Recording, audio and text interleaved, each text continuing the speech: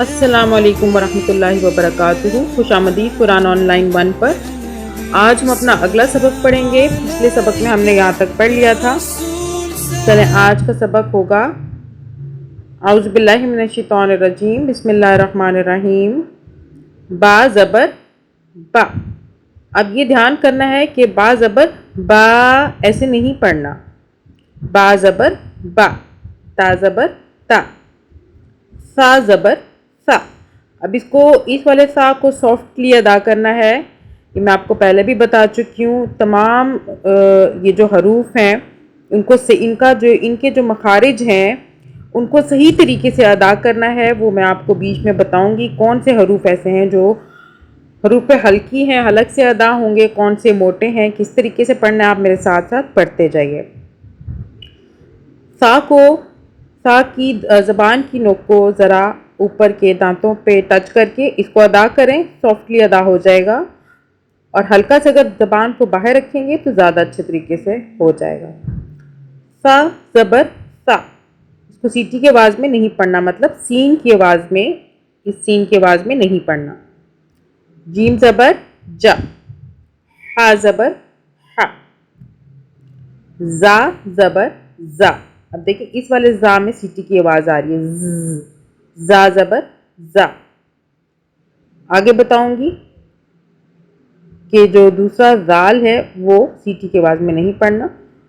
چلے جی، زا زبر زا، را زبر را، فا زبر فا، ہا زبر ہا، یا زبر یا، واو زبر وا، دال زبر دا، زال زبر زا۔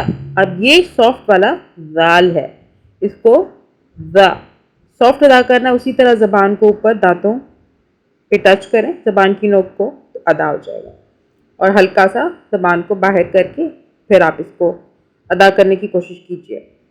نون زبر نا، قاف زبر قا، یہ قاف جو ہے یہ موٹا ہے، حلق سے پڑھتے ہیں۔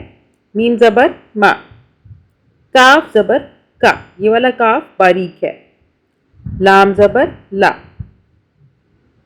حمزہ زبر آ، یہ اب آپ کو پہلے بتا چکی ہوں۔ الف کے اوپر حمزہ پیش یا زیر آ جائے تو وہ الف نہیں کہلاتا، وہ حمزہ کہلاتا ہے۔ خا زبر خا، خا اس کو خا پڑھنا ہے، خا زبر خا۔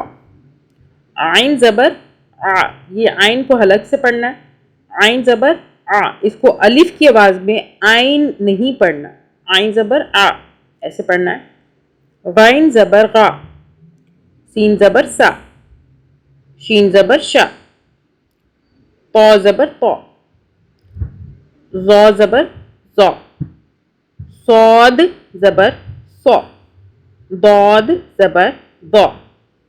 اب اس کو سمپل پڑھ لیتے ہیں۔